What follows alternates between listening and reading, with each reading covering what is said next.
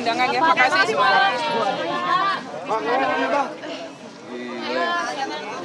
Pak, jangan maju lagi, Pak. Bapak lihat kamera, Mas. Kamera, Pak. Kanan, Mas. Iya, pasti. Gila, demonstran diperintah-perintah gue. Gimana? Tadi ditugasin apa oleh Pak Prabowo? Yang jelas ada penugasan khusus terkait ketenaga kerjaan. Nah, berarti lu udah tahu lah tuh clue-nya kan. Ya. Nah, hari ini kan kemungkinan besar banyak kan yang dipanggil wamen ya. Berarti wamen tenaga kerja. Gitu. Ada berapa Mas wamennya tuh? Untuk sementara yang baru saya tahu diri saya sendiri tuh. Gue doang yang baru gue tahu gitu. Yang lain gue belum tahu tuh. Akan menemani siapa sih Mas kalau boleh tahu? Nggak, menterinya gue nggak tahu juga tuh. Menterinya siapa Jadi tuh? belum ada komunikasi dengan Belum.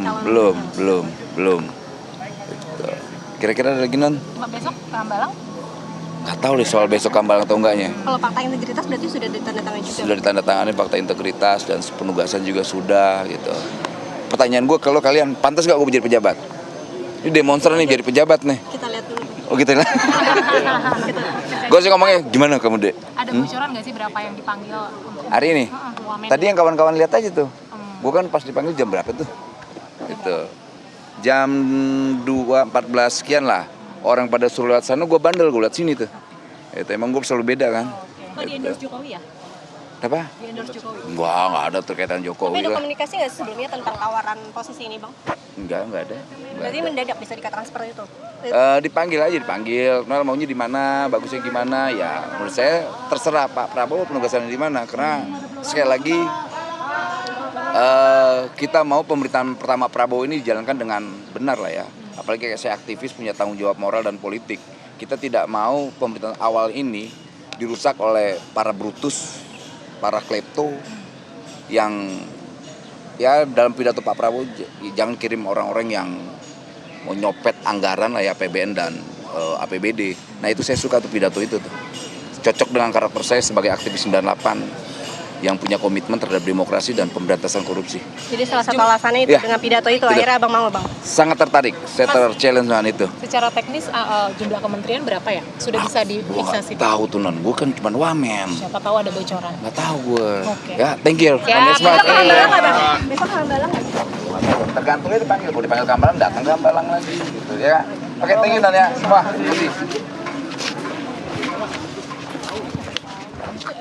Oke pemirsa, kita lanjutkan diskusi kami. Ini kalau langsung saja lah melihat Buka-buka ada catatan Anda masing-masing lah ya itu mungkin dia, ya. 111 wajah nih soalnya, terlalu banyak ini ya kalau bisa kita lihat dibandingkan dengan 10 tahun Iya. terakhir begitu ya. Bang Pangi, apakah mereka sudah berada di tempat yang tepat? Ataukah hanya akomodir parpol semata? Iya sebenarnya kan gini Mbak ya Bang Ripadil ya, prinsipalnya dulu kabinet yang pernah ada 3 kata yang sering muncul ya, misalnya kabinet hari ini sebelum Pak Jokowi kan ramping dulu, ini gemoy kan, habis itu direct man and the replace itu kabinet prinsipalnya begitu, habis itu second kabinet, habis itu sekarang kan dikatakan bahwa kabinet Pak Prabowo beda, kabinet yang mengakomodir semua kelompok dari partai, dari teknokrat, dari profesional. Kabinet kolaborasi istilahnya kan, kolaborasi meskipun ada nama kabinet Merah Putih, kabinet Persatuan Nasional. Jadi semangat mazhabnya Pak Prabowo kan memang mazhabnya merangkul tadi kan, ya. nir oposisi. Nampak-nampaknya begitu kalau publik membaca. Meskipun memang di dalam konteks ini Pak Prabowo kan inginnya ideologi beliau itu adalah kemajuan persatuan. Nah makanya seperti oposisi tidak terlalu dipentingkan dalam konteks demokrasi presidensial murni Indonesia hari ini yang ala multipartai ini. Jadi dianggap ini harus kerjasama. Tantangannya berat, challenge-nya berat sekali dalam konteks baik dalam negeri maupun luar negeri. Beban hutang yang cukup besar juga. Makanya sebenarnya kan tulang punggung ada 3 menteri ini sebenarnya, pendidikan, keuangan, satu lagi kesehatan. Ini sangat penting sebenarnya. Nah dari pendidikan, kesehatan dan keuangan. Nah 3 ini menurut saya hampir Pak Prabowo ingin nampaknya keberlanjutan, belum ada gebrakan yang karena menterinya sama kan yang 2 ini. Ya, kecuali pendidikan ya. Kecuali pendidikan. Jadi ada gebrakan di pendidikannya, tapi yang 2 ya masih model akan keberlanjutan. Nah, saya mencermati dari menteri-menteri yang hadir yang ditampilkan di layar-layar tadi itu yang tadi malam dilantik dan seterusnya.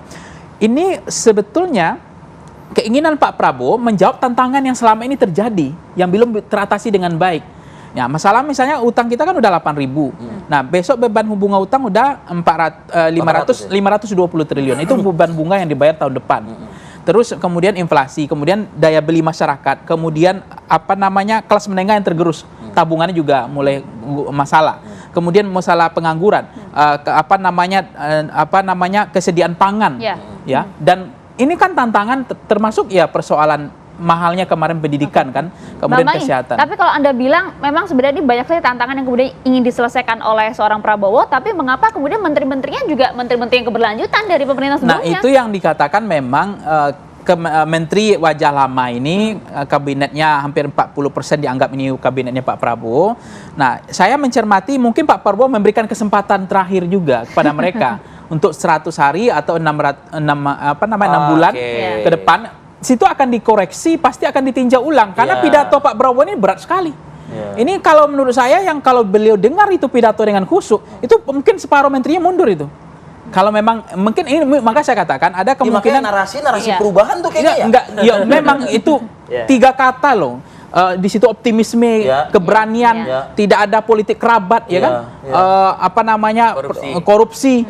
Dia langsung yang akan pimpin sebagai panglima pemberantasan korupsi. Itu pidato. Kalau itu memang seiring berjalannya antara perkataan dengan perbuatan, menurut saya harus introspeksi semua itu menteri sekarang. Karena ada juga menteri-menteri, wakil menteri yang kemarin tersangka juga masuk. Jadi kalau menteri yang terpilihnya itu penonton kita pagi ini belum juga dilantik udah langsung dievaluasi. Jadi udah digas ya menurut saya. Udah digas ya. Betul kan, kalau misalnya menyambung itu, kalau kita lihat pada saat zaman Pak Jokowi kan, Pak Jokowi pada saat audisi melibatkan KPK begitu. Kenapa kemudian pada saat ini Pak Prabowo juga tidak melakukan hal yang sama begitu? Baik, sebelum sana ya, saya kira ini satu eksperimen politik yang cukup besar dan bisa saja berisiko. Ya. Dia dalam dunia medis, eksperimen itu kan biasanya lama ya, butuh proses yang lama. Tidak instan. Misalnya vaksin itu sebelum dia ada penelitian, ada uji coba yang panjang, trial yang panjang sebelum dia diimplementasikan. Nah, Pak Prabowo mengambil resiko untuk membuat eksperimen politik yang besar. Eksperimen itu tentu outputnya bisa berhasil, bisa gagal. Dan kalau dia gagal, sebagai seorang militer yang adaptif dengan perubahan-perubahan yang cepat ya, mitigasi risiko yang juga cepat, saya kira mungkin dalam 6 bulan sampai 1 tahun tentu akan ada evaluasi kalau dianggap eksperimennya kurang berhasil. Tetapi kalau dianggap eksperimennya berhasil, tentu dia akan lanjut. Nah, dalam konteks Kabinet Merah Putih ini, saya kira mungkin tujuan dari pemerintahan Pak Prabowo, Presiden ke-8 ini, mungkin ada beberapa alasan yang mendorong beliau untuk membuat kabinet yang sejak reformasi jumlahnya paling besar. Ya. Sebelum-sebelumnya kan 34, sekarang 100 lebih. Apakah itu akan efektif atau tidak? Ya tergantung bagaimana pemerintahan baru ini mendesain atau membuat kebijakan-kebijakan yang dianggap mampu mempercepat gagasan-gagasan atau ide-ide perubahan atau ide-ide baru yang disampaikan di pidato kemarin. Misalnya soal food security, swasembada pangan, swasembada energi air ya, juga soal pemberantasan korupsi, gizi buruk dan segala macam. Nah, kalau kita lihat sebenarnya ada kebutuhan-kebutuhan yang membuat Pak Prabowo itu memperbesar kabinetnya. Kebutuhan itu ada 2 ya. Kebutuhan pertama tentu kebutuhan soal mengeksekusi program-program strategis. Makanya kalau kita lihat di line up kabinet itu, terutama di Kemenko, itu kan ada Kemenko khusus pangan. Iya. Karena sejak awal memang kampanyenya itu soal bagaimana makan gratis. Ya, gizi anak. Nah, ya kalau kita lihat lagi lebih dalam, itu ada beberapa wamen yang jumlahnya itu lebih dari 2 atau 3. Ya. Misalnya Kementerian Keuangan itu 3. Kementerian Luar Negeri 3. 3 ya? 3. Kementerian Pendidikan Dasar dan Menengah 2. Sekretaris Negara 2. Dagri juga 2. Jadi memang ada prioritas-prioritas ke depan yang saya lihat. Nah, tapi kalau kita lihat lagi dari sisi posturnya, itu ada yang unik juga. Biasanya dalam rentang pasca reformasi, biasanya penentuan kabinet itu lebih menekankan aspek positioning partai di DPR. Nah, jadi partai-partai yang mendapatkan kursi di kabinet di DPR itu tentu mendapatkan proporsi yang besar dan jumlahnya biasanya proporsional karena kebutuhan untuk mendapatkan support di parlemen. Tapi dalam kabinet ini kita melihat ada sesuatu yang baru. Partai-partai non-parlemen itu mendapatkan tempat. Misalnya PSI, tidak ada di parlemen. Tapi Dari dapat menteri ya? ada menteri, Menteri Kehutanan. Menteri Kehutanan, ada wamen juga. Kemudian Partai Gelora tidak ada di kabinet. Wamen. Dapat wamen. 2 lagi. Wamen luar negeri dan perumahan. Partai Prima ya juga dapat. Jadi saya melihat memang ada kebutuhan selain memastikan adanya support di kabinet, di parlemen, tapi juga support dari external groups gitu ya. Oke. Kita juga ingin tanya mungkin kepada dua narasumber kita ini. Kalau dikatakan misalnya sepertinya sudah the right man ya. On the right place. Tapi huge atau gemoy gitu loh ya. Gemoy kalau dari bahasanya. Nah, tapi coba Anda mungkin bisa menganalisa lagi lah gitu ya. Yeah. Beberapa nama mungkin sudah the right man on the right place, cuman ini agak besar. Karena kita ini kan berhubungan dengan birokrasi dan juga nanti bagaimana kemudian porsi anggaran. Tata kelola keuangan. Ya, kita bahas saja saat lagi.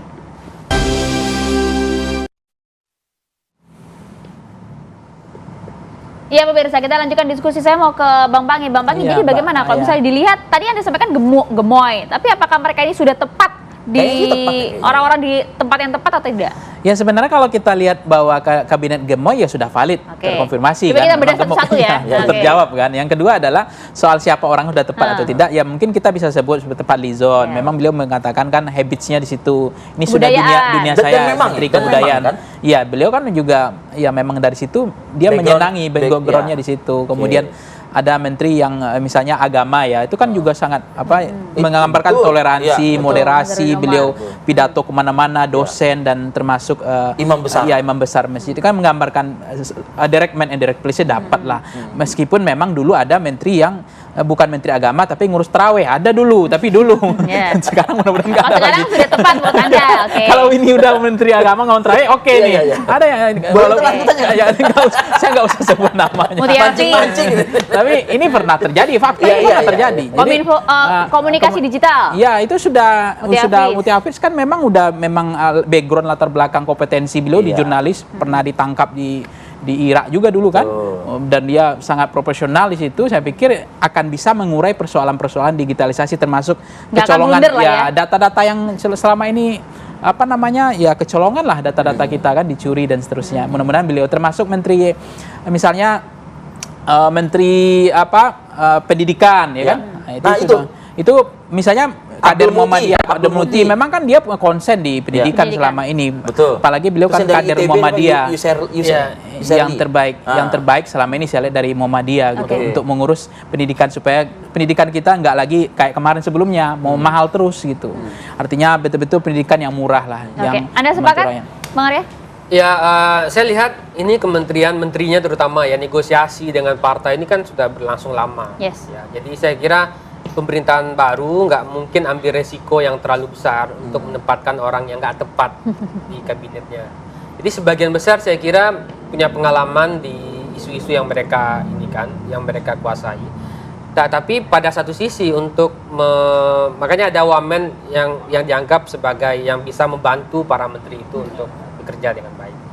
Saya melihat kita memberikan waktu yang 6 bulan sampai 1 tahun untuk melihat apakah para menteri ini bisa deliver dengan baik gitu ya, bisa mencapai target-target yang diharapkan oleh Pak Prabowo. Cukup tinggi lagi target ya.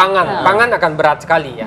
Karena sekarang situasi kita banyak negara mengalami semacam krisis pangan. Kekurangan pangan. Ada perang dan segala macam, belum lagi perang dagang di antara perang dagang dan segala macam, dan Pak Prabowo memberikan target yang jelas di pidatonya. 4-5 tahun kita akan swasembada pangan, dan Indonesia akan jadi lumbung pangan global. Target yang sudah disampaikan, orang yang tepat pada bidangnya, pada posnya. Tapi kan tadi struktur finansial kita ini loh, iya kan? Birokrasi, porsi anggaran. Ini. Akankah kemudian realisasinya mudah? Benar, itu tentu akan berat ya. 3 bulan, 6 bulan, mungkin setahun ya. Misalnya, mungkin akan kepentok birokrasi udah itu. Bukan akan butuh waktu untuk menyelesaikan problem-problem birokrasi, misalnya soal penganggaran itu tentu akan berat ya. SDM bagaimana misalnya pindah dari satu kementerian ke kementerian lain, apalagi nomenklaturnya yang banyak. Dan yang ketiga soal kompetensi, gimana mencari SDM yang kompetensi, birokrat yang profesional Oke. untuk mengeksekusi program-program besar tadi. Oke. Baik, kalau Bang Pangi singkat mungkin. Iya, itu yang kemudian jangan ada menteri yang semua ahli di bidangnya. Nah, itu repot. Kemarin ada menteri yang satu menteri mengurus semuanya. Nah, itu menurut saya jangan terjadi lagi. Ini kan untuk kedepannya. Ini kan fakta kedepannya supaya Indonesia lebih baik. Apalagi tantangan apa nih sebilang Bang Arya tadi soal kan kekurangan pangan selama ini. Kemudian Indonesia akan menjadi negara yang punya wibawa lah, keberanian untuk menyelesaikan. Terutama menurut saya adalah persoalan IPMI orang Indonesia ini, karena di bawah Timur Leste kemarin kan. Nah itulah kemudian mungkin masalah gizi ini harus terpenuhi. Jangan sampai satu lagi tingkat perceraian naik terus nih. Karena apa? Karena ekonomi susah, lapangan pekerjaan hilang. Ada undang-undang Omnibus Law, kemudian dia di PHK sepihak. Saya merasakan loh, misalnya begini, dia kerja rumah tangga, tulang punggung dia cuma suaminya. Dia ibu rumah tangga, anaknya lagi SD, SMP, SMA, tiba-tiba diberhentikan sepihak oleh perusahaan. Apa yang terjadi? Kan kacau semuanya. Harapan gitu. kita cukup besar dengan kabinet Merah Putih ini, Harif Fadil ya. Betul sekali, tapi ya tidak juga kita harus patah semangat begitu ya. Mari kita ucapkan sama-sama mungkin ya. Selamat bertugas bekerja kembali Prabowo Gibran. Akhir kata, saya Arif Fadil. Saya Maria Asgaf, kita berbagi. Terima kasih Mas Arya, terima kasih Bang Arya. Kita jumpa lagi esok hari. Sampai jumpa.